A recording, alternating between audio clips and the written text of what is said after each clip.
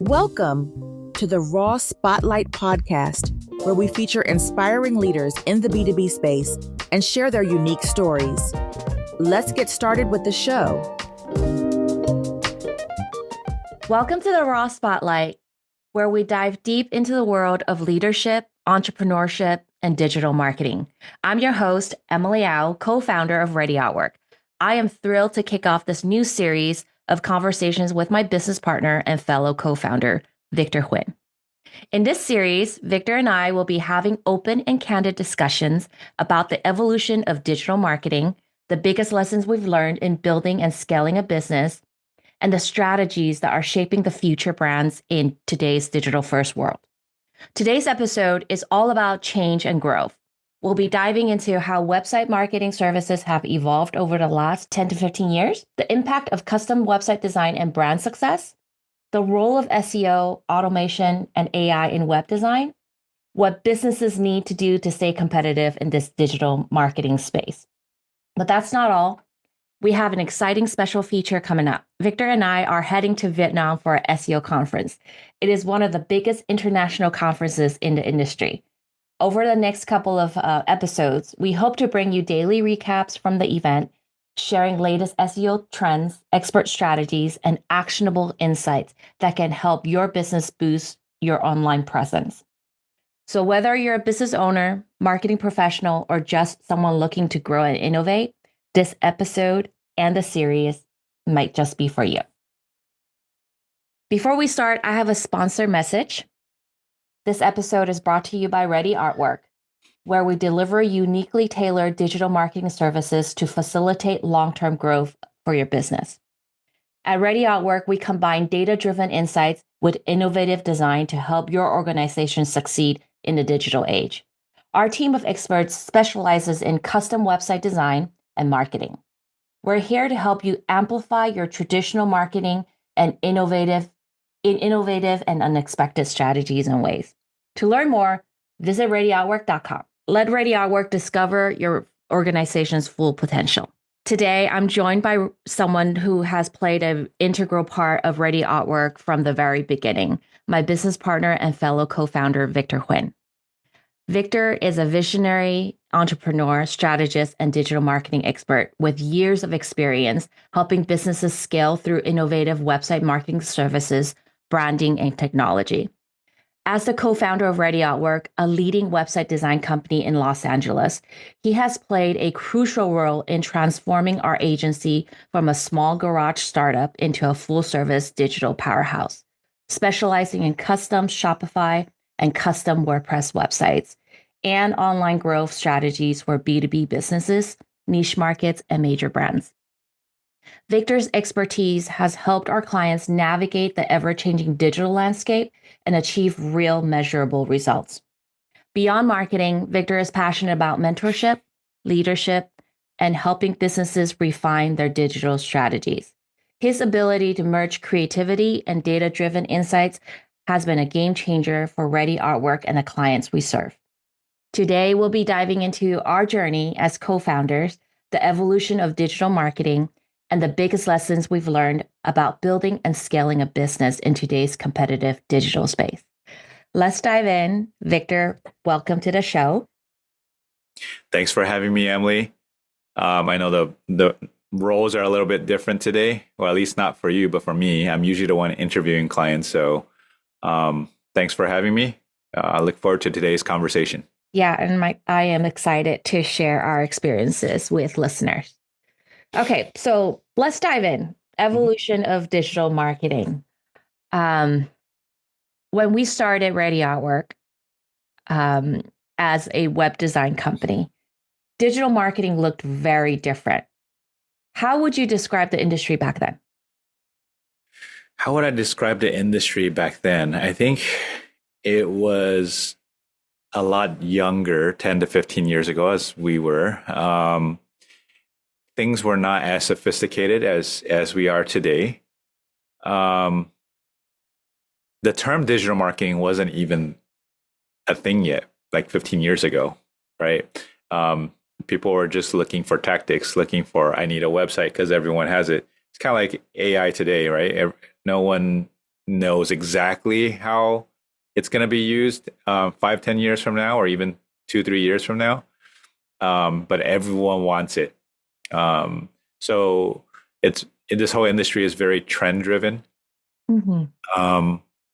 And by the time the word digital marketing came around, and became more established, I think a lot of businesses, their competitors were already kind of far ahead. So we were kind of figuring out as it was evolving, right? Because if you think about it, 10 years before that was when the internet started. 10, 15 years before that. 15 years before the 10, 15 years. Yeah. Okay, yeah. I see. So the internet just was born. People were figuring out how to use it. And then fast forward 10 years later, SEO was becoming a thing. People were starting to I remember a lot of the conversations was, what is SEO? So we always had to clarify every time we mention SEO, it's search engine optimization. It's how search engines find you. It's, today, if you speak to most business owners, they already know what SEO is. At least you don't have to explain the acronym. They don't fully, I guess, understand all the stuff that goes into it.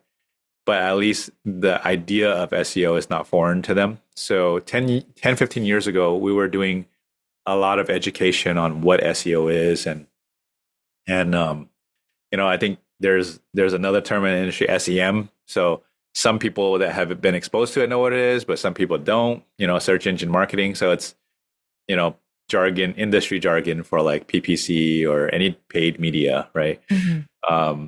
So I would say it was less mainstream back then. Now it's almost like, companies have to kind of think about digital marketing and kind of line item it, just like they were doing their traditional print media or traditional advertising, or you knew that you had to be on the phone book back then, right? Mm-hmm. Today, that doesn't exist anymore. Yeah, and I also feel like maybe 15 plus years ago, businesses probably didn't think of their website as a integrated part to their business. It felt like it's a separate thing that lives outside of the business. And because everyone's trying to jump into having a website, they kind of knew, okay, I just have to have a website. But nowadays that looks a little bit different. Mm-hmm. How do we integrate it into the whole funnel, the sales funnel, right? The marketing funnel. And, how do you attract? And it's really using a website to assist your in-person or in-person digital outreach and whatnot. So I think, to me, that mindset has shifted. And I think a lot of our clients are slowly understanding that a little bit more. Well, not only just 10, 15 years ago, I think pre-COVID, post-COVID, that whole dynamic changed in how our relationship with digital, our relationship with our websites, with remote work, and unfortunately for people doing in person, what we saw was all the trade shows and live events shut down. So there was a mass adoption, right? People were slowly adopting it, but I think it got really sped up by COVID. Right, exponentially, right. Mass adoption of digital as everything got shut down, in-person events got shut down. We saw that big transformation just within those few years. Mm-hmm. Yeah. So you kind of touched on some of the changes, the last decade or so, but is there one that is massive or the biggest change to you in web design and website digital marketing? Changes. If it's one change, I would say things have gotten easier to produce, mm-hmm. but the strategies has gotten a lot more sophisticated. Mm-hmm.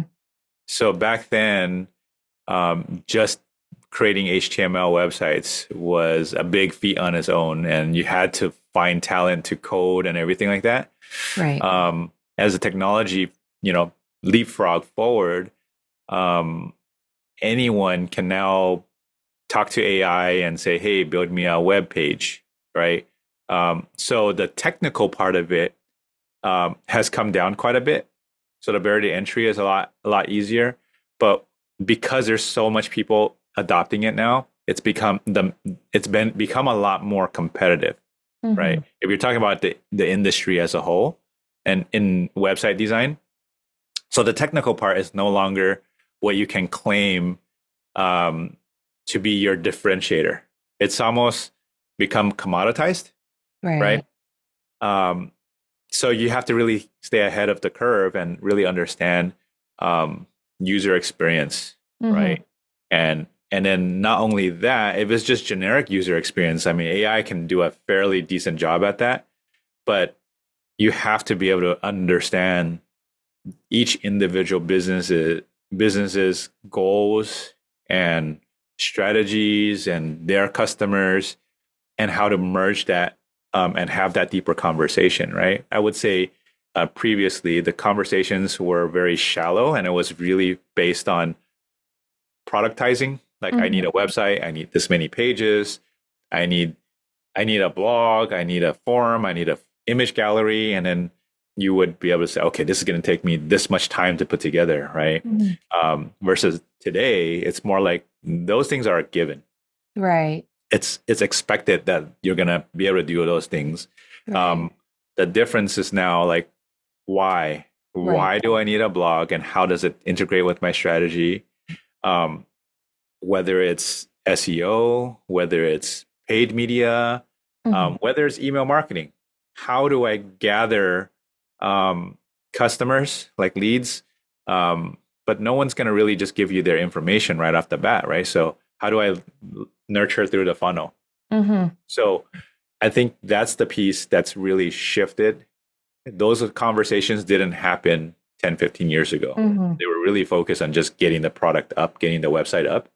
Yeah. Nowadays, it's more like people want to know, at least our clients, they want to know why do I need these things? And how can you help me kind of connect those dots, right? So I would say that's the biggest difference.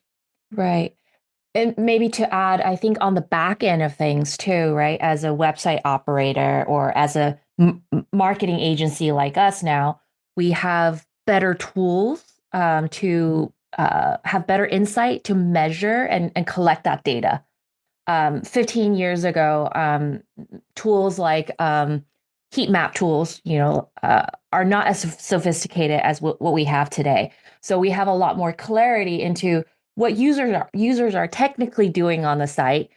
We can as marketers, we can make better recommendations on, hey, users are doing this, and this information should, in theory, help businesses understand and make better decisions on what they need to do next. Yeah, but there's also the flip side to that challenge, is that privacy laws are getting tighter and tighter every year. So there was a time when you can legally monitor every keystroke of what your customers are doing, your end users are doing, not too different from what a hacker would be looking at, right? And obviously that's very alarming. Consumer protection and all these other things, right? So how do you do it properly, safely, without violating people's privacy, right? So that's also why there's a huge push for first-party data, getting people to opt in, to subscribe to your newsletter, to subscribe. You see the cookie pop up, GDPR, CCPA. I know these are a lot of acronyms, but those are all designed to protect the consumer. Right. And we have to understand those things to help navigate and then gather the data properly to then go to our clients and go, look, this is what your customers are telling you, right? So that tells a full story to then make those ongoing decisions. Does this trigger another thing I just remembered is, the traditional model 10 years ago, and some people are still stuck in it, is I would build a website. I would hire someone to build a website, whether it's a freelancer or an agency, right? And I would spend a couple of months or even up to a year fine tuning this, getting it up and running. And then I would just let it slowly die. Yeah, set it and forget it. Set it and forget it. And if I was more active of a business, I would post some updates, I would post some blogs, and I would let it slowly deteriorate over time. And then, 3 years, 5 years later, my site's looking a little dated. Let me go out. Either I go back to my original person, and if they're not available, or if I didn't enjoy working with them, I would go and shop around. Mm-hmm. And then I would then spend another chunk of money, and then I would do it all over again. Mm-hmm. Right. And we're talking, this is common in the small to medium sized business, right? Mm-hmm. Right. If you look at the big, giant Fortune 500 companies, they obviously have a lot of resources. So they have a team that constantly upgrades their website, right? Looks at the data, makes small tweaks over time to improve that. Right. It could be a section at a time or a page at a time. Correct. Right. And they're looking at trends. They're looking at data. They're trying to understand all these things. And this is what now is trickling down to the mid-market, where companies are now hiring people like us or other agencies or even some very talented freelancers to start thinking about these kind of things and really shift in how we think of a website as part of the brick and mortar part of our business. Mm-hmm. Like, we would not have a building and a front lobby without having a maintenance crew of some sort. Right. Yeah. You wouldn't just let trash pile up in the front lobby. So the website has become part of that, and that's how you really have to think of it now. That's the big shift. Yeah. I just kind of want to share that. No, that's a good point. Yeah. It used to be, like I mentioned in the very beginning, like it's siloed to the business. It just sits outside of the organization, but versus today, it's more integrated. Mm-hmm. Or people are realizing that it needs to be more integrated to their day-to-day business. So we spoke about shifts, but how about how has the shift towards mobile first or user experience UX influenced custom website design trends? Yeah, we had a lot of pushback when we were designing back then to try to get the customers to think mobile first, right? And that's because their own personal behaviors created a bias, right? Like, well, it doesn't make sense to me. I can't wrap my head around this whole mobile first you guys are talking about. Everything looks so bland. I want to see the website. I'm used to Yahoo. I'm used to, Lycos. So they were trained to think about everything in a very busy desktop way. Mm-hmm. And when you think mobile first, you really have to think about that user experience in a very small, real estate. And back then, phones were smaller as well. Right. So clients wanted more. They felt like I'm not getting my money's worth. I'm not cramming everything into this website. Right. So we struggled. I mean, we were maybe a little too early at the time. But we saw the trend, mobile was gaining traction, and we tried to push this out and had to backtrack a few times because clients just were not having it. They were just used to seeing desktop first.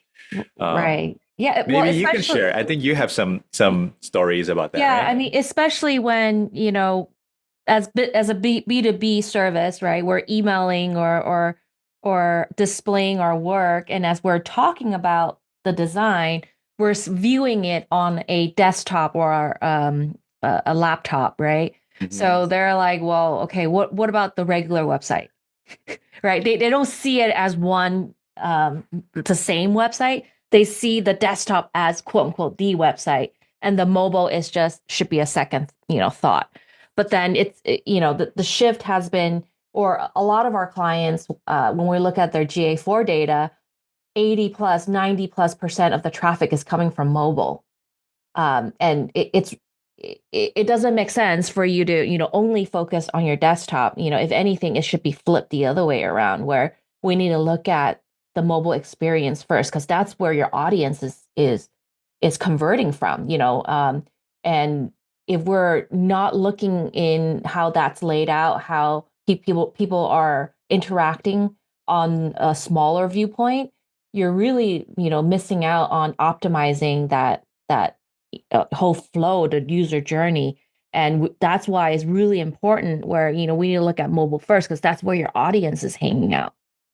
Yeah, and I mean, we deal with a lot of B2B, very traditional, like manufacturing and, brand owners. Um, a very common thing I hear is like, my customers are on desktop and on Microsoft. They're using Outlook. They're not going to pull up their phone and pull up our website. That's just not a use case. And, there's some truth to that. Right. That when we look at their data on GA4, that their customer base is really, or where the people that are converting are on desktop. But the other flip side is that Google is going to favor people that are mobile friendly, right? So they look at all the metrics, your desktop speed, your mobile speed, how, and the people that come to your mobile, are they having a good experience?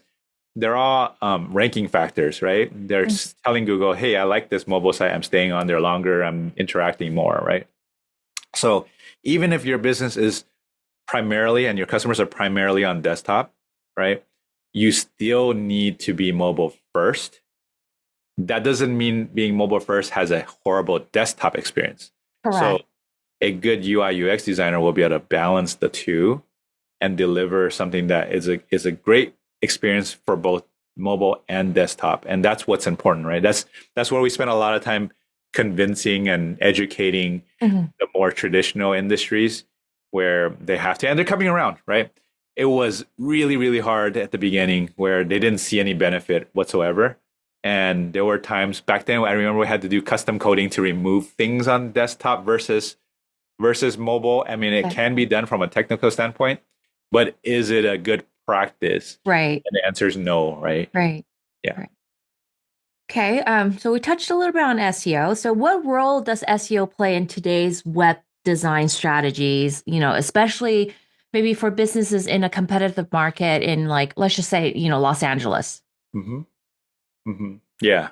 So SEO is going through a big revolution right now. And as soon as I bring this up, those of you that weren't aware of it will probably go, right? So the last time you checked Google for something, there was an AI response. Most likely you've come across that, giving you an answer to whatever you typed in on the Google search bar. And we all kind of knew that for a while now. Like, people go to Google to ask questions. We call that queries. So when you type in a query, what you're looking for as a user is an answer. And the better the answer, the better quality of the search result, the better Google's score is going to be, or whichever search engine, right? The reason why Google wins that preference is because they're good at what they do. They give you what you're looking for. So it only makes sense for them to lean into AI as AI is starting to grab all these things. So the short answer is I don't know exactly what SEO is going to look like in the next couple months, couple years. But what I can say is that we've been kind of on top of that because that's what we live and breathe every day. We're currently winning, being part of the aggregate of when the AI goes and tries to find the right answer. So you can find some of our clients list under, if you look at the AI answer and you go view all, and it opens up and on the bottom on the side, it says, these answers were aggregated from these top 3 websites. We're trying to win those currently as the position 0. But then the traditional stuff is still very valuable, like your local search, when people, Google Map search, your search on YouTube, those are all part of the SEO ecosystem, right? So we have to understand the user's intent, right? Wherever they are in terms of searching. So not just looking at the Google search bar as SEO, but where else are they looking and what's relevant to you? Is it Yelp? Is it YouTube? Is it even social media? Right. TikTok shows up on Google search results under videos. So video search is big, right? So, I mean, the role that it plays in web design strategies, we really have to think about all these different things that I mentioned when you're putting together a website. How am I labeling things? Am I strategizing my keywords based on my design? You know, is this integrated well with YouTube?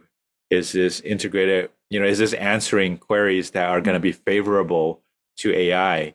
Right. So all these things need to be taken into consideration as you're designing and building a website, and then thinking about how we're going to, you know, handle the SEO as it comes in. You know, so you know, it's kind of evolving really quickly, but at the same time, staying on top of it and really thinking about where the search behavior is changing, because it's changing really quickly these days. Right. And then kind of pivoting as we're moving forward.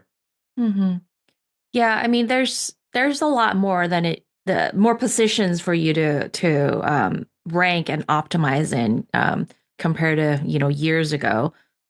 Like you mentioned, when you're on top, you might be on the feature snippet area, right? Position 0 if you're not placing an ad. You could also be like the knowledge panel, right, of the Google search results page, or even, you know, some of the depending on the query, like you said, the search, there could be people also ask, and it's a long list if you keep clicking on more. So those are great areas where, you know, you can insert into your SEO strategies. Yes, a lot of these SERP features are still there, right? It's just that AI panel takes up a lot of real estate. So it's something we have to really think about. You know, a couple of years back, before this whole AI rush, was voice search. So you talked about the position 0, the feature snippet, right? Right. A couple of years back, it was, how do we win that featured snippet that Alexa will use as a reference, or Siri will use as a reference to answer a query? And this is what we're seeing. It's just a next evolution version of that. Now it's becoming more user centric. So Google and these other search engines like Yahoo, right? Their goal is to provide as good of a search result to a query as possible. That's how they stay in business, and that's how they're going to be selling ads. And even the ad side is starting to evolve because of AI, right? So staying on top of that is really important. And you know, some people, they think, well, I'm a national or a statewide or a regional, right? Why do I care about, you know, my Google My Business, right? GMB. That's going to be relevant, right? No matter where you are and who your customer is. So a lot of people say, I'm not a local business. You know, why do I care about that? But that is a ranking factor too. That tells your audience, that tells Google that you're a real business and that you exist. So staying active on those are super important. You know, obviously a lot more important for local businesses, but for even B2B businesses like our clients, it's just as important. It's one component of SEO, that, you know, managing your Google My Business, managing those reviews, no matter how hard they are, right? Getting some activity going and having constant posts and activities. It's going to have more of a ranking factor than being active on Meta, for example, right? Right. I mean, that's a different thing. Yeah, even for us as a agency, we work with clients like nationwide, and at times international as well. But it is important still for us to rank for a keyword like website design company in Los Angeles, right? Because a lot of users will still search for something like that. And we want to make sure, as a agency, we pop up when it's website design company Los Angeles, because, you know, it's important, and we want to make sure we do rank on that local pack as well. Right. I mean, if you think about it, you know, the agency, especially digital agency world, has evolved and fast tracked during COVID as well as everyone else, right? Most of the people are surprised to find that we still have an actual office location, a studio. Right. You know, in my different mastermind groups with other agency buddies, most of them, I would say 80%, easily 80%, and that's lowballing, do not have an actual location anymore. Mm-hmm. They're fully remote, right? It doesn't make sense for them to maintain the building and have people come in and everything. We're a little bit more old school, but we found a happy medium in terms of having a hybrid model, Mm-hmm. right?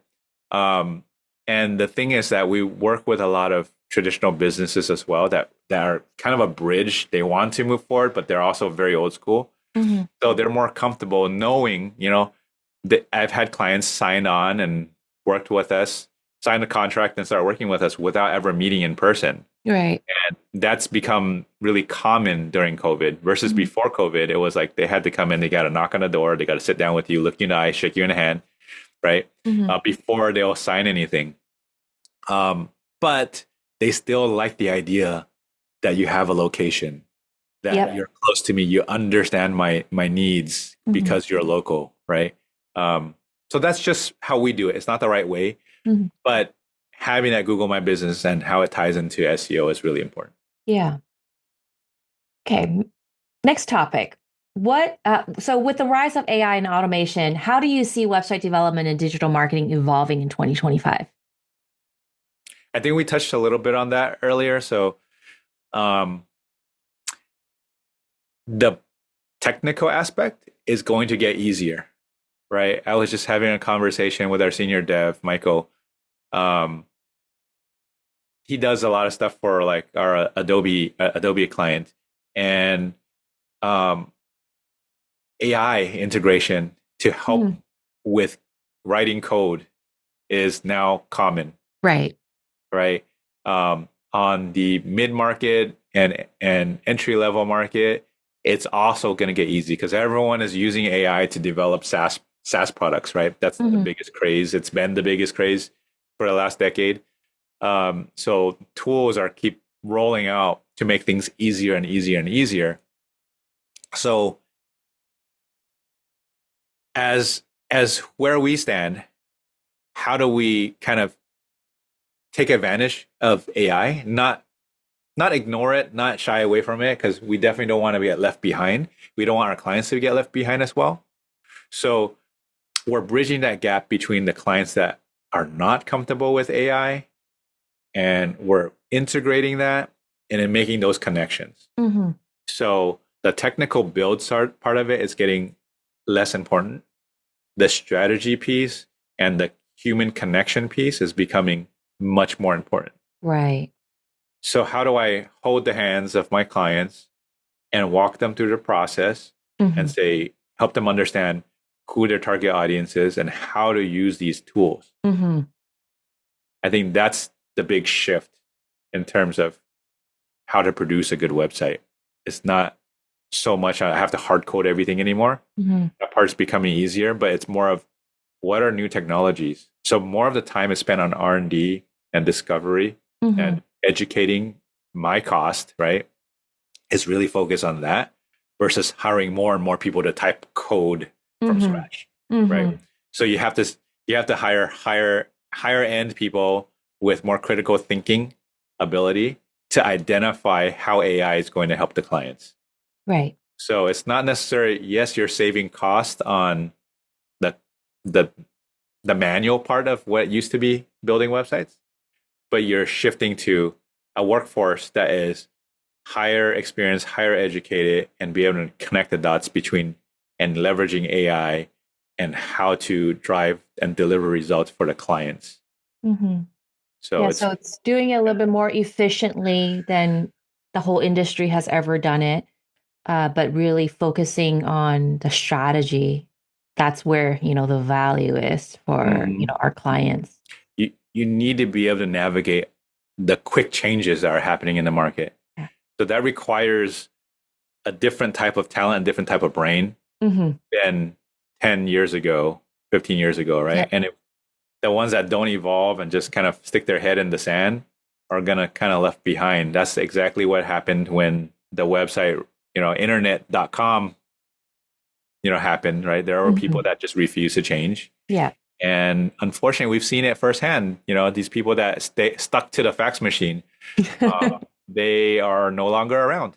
Yeah. and they got replaced by people that were thinking forward at the time. So here's another big shift from .com to AI, and who's going to embrace it and figure out how to leverage it, and who's going to be stubborn and go, they're going to convince themselves that whatever they're doing is not broken, so they don't want to change it. And it's like a slow death by like 1,000 knives, right? Yep. So during the introduction, I did mention that both you and I are heading to the conference that's happening in Vietnam. What are we most excited to learn, and how will it benefit our clients and listeners, in your opinion? I'm most excited to see collectively as a industry, as a community, how different people are handling AI and AI changes, right? When it comes to SEO and search, what are people doing? Because there are a lot of smart people in the industry, a lot smarter than us, right? And the only way we can really help our clients is embrace one of our core values, is be humble, right? I don't know everything because how fast things are going. How do I humble myself and be part of a community and ask those questions without, coming in like I know everything, right? That's the only time you really learn, and that's how you evolve. And that's where you can bring maximum value to the clients, when you constantly put yourself in these type of situations.